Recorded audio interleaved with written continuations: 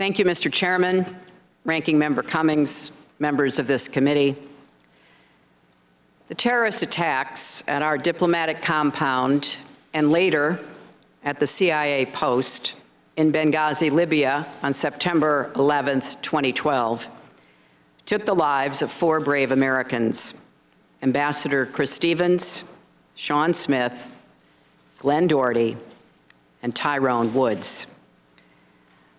I'm here to honor the service of those 4 men, the courage of the Diplomatic Security Agency and the CIA officers who risked their lives that night, and the work their colleagues do every single day all over the world. I knew and admired Chris Stevens. He was one of our nation's most accomplished diplomats.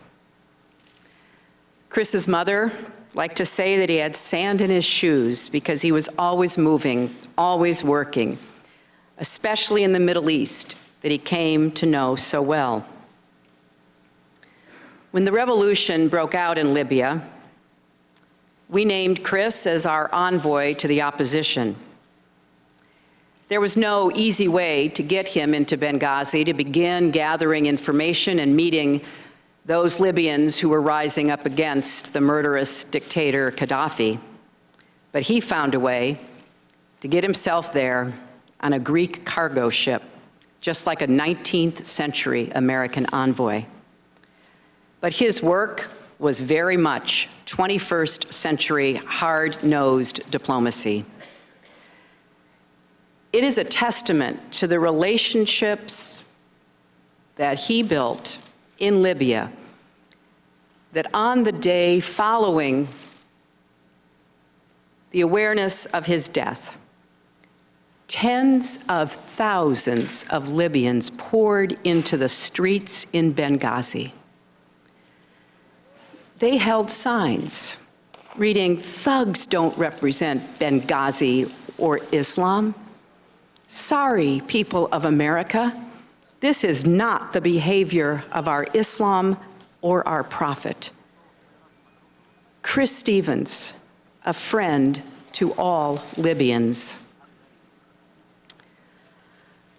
Although I didn't have the privilege of meeting Sean Smith personally, he was a valued member of our State Department family.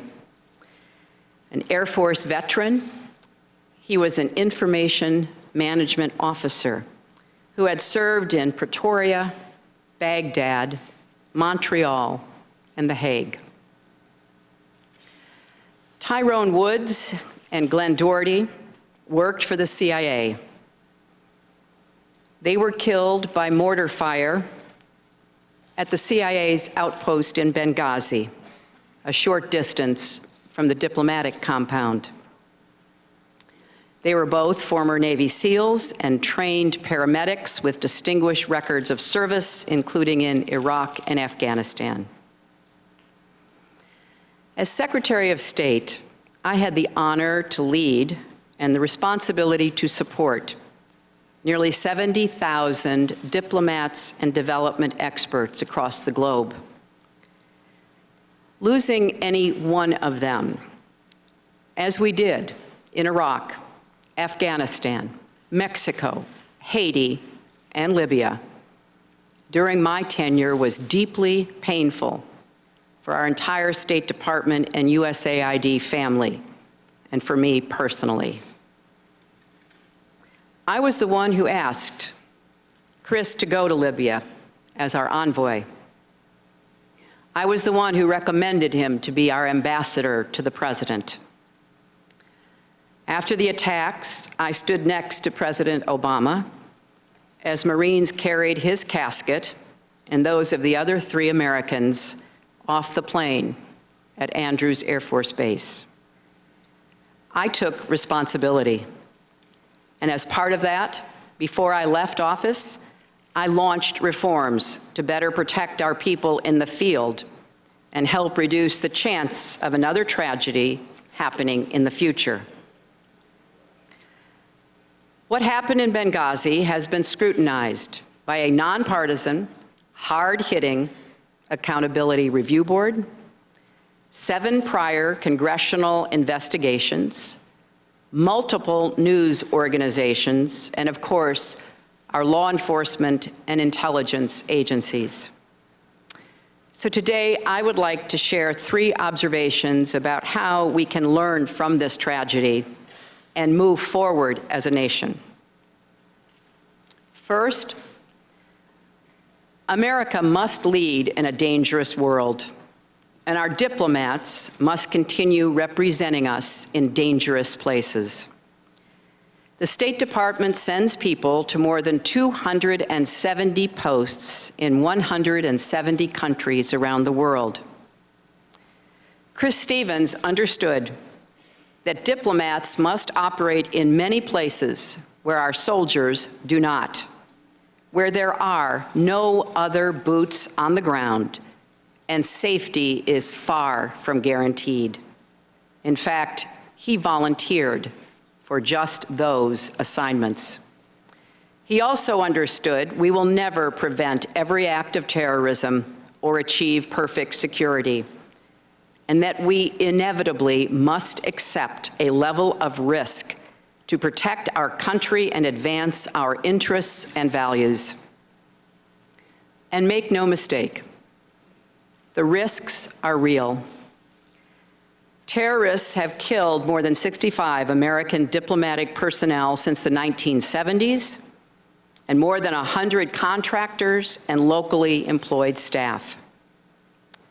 Since 2001, there have been more than 100 attacks on U.S. diplomatic facilities around the world.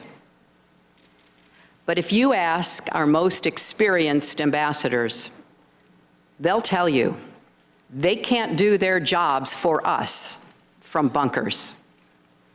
It would compound the tragedy of Benghazi if Chris Stevens' death and the death of the other 3 Americans ended up undermining the work to which he and they devoted their lives. We have learned the hard way, when America is absent, especially from unstable places, there are consequences. Extremism takes root, aggressors seek to fill the vacuum, and security everywhere is threatened, including here at home. That's why Chris was in Benghazi. It's why he had served previously in Syria, Egypt, Saudi Arabia, and Jerusalem during the Second Intifada. Nobody knew the dangers of Libya better. A weak government, extremist groups, rampant instability. But Chris chose to go to Benghazi because he understood America had to be represented there at that pivotal time.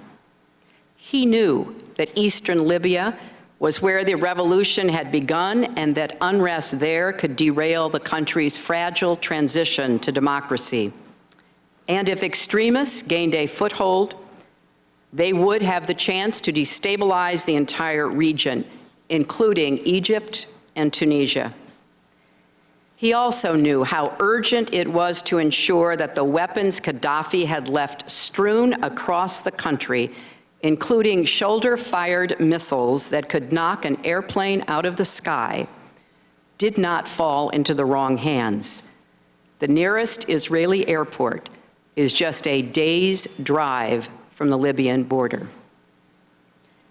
Above all, Chris understood that most people in Libya or anywhere reject the extremists' argument that violence can ever be a path to dignity or justice. That's what those thousands of Libyans were saying after they learned of his death. And he understood there was no substitute for going beyond the embassy walls and doing the hard work of building relationships. Retreat from the world is not an option. America cannot shrink from our responsibility to lead. That doesn't mean we should ever return to the go-it-alone foreign policy of the past, a foreign policy that puts boots on the ground as a first choice rather than a last resort. Quite the opposite. We need creative, confident leadership that harnesses all of America's strengths and values, leadership that integrates and balances the tools of diplomacy, development, and defense. And at the heart of that effort must be dedicated professionals like Chris Stevens and his colleagues, who put their lives on the line for a country, our country, because they believed, as I do, that America is the greatest force for peace and progress the world has ever known. My second observation is this: we have a responsibility to provide our diplomats with the resources and support they need to do their jobs as safely and effectively as possible. After previous deadly attacks, leaders from both parties and both branches of government came together to determine what went wrong and how to fix it for the future. That's what happened during the Reagan administration. When Hezbollah attacked our embassy and killed 63 people, including 17 Americans, and then in a later attack, attacked our Marine barracks and killed so many more. Those two attacks in Beirut resulted in the deaths of 258 Americans. It's what happened during the Clinton administration when Al-Qaeda bombed our embassies in Kenya and Tanzania, killing more than 200 people, wounding more than 2,000 people, and killing 12 Americans. And it's what happened during the Bush administration after 9/11. Part of America's strength is we learn, we adapt, and we get stronger. After the Benghazi attacks, I asked Ambassador Thomas Pickering, one of our most distinguished and longest-serving diplomats, along with Admiral Mike Mullen, the former chairman of the Joint Chiefs of Staff appointed by President George W. Bush, to lead an accountability review board. This is an institution that the Congress set up after the terrible attacks in Beirut. There have been 18 previous accountability review boards. Only 2 have ever made any of their findings public. The one following the attacks on our embassies in East Africa, and the one following the attack on Benghazi. The Accountability Review Board did not pull a single punch. They found systemic problems and management deficiencies in 2 State Department bureaus. And the review board recommended 29 specific improvements.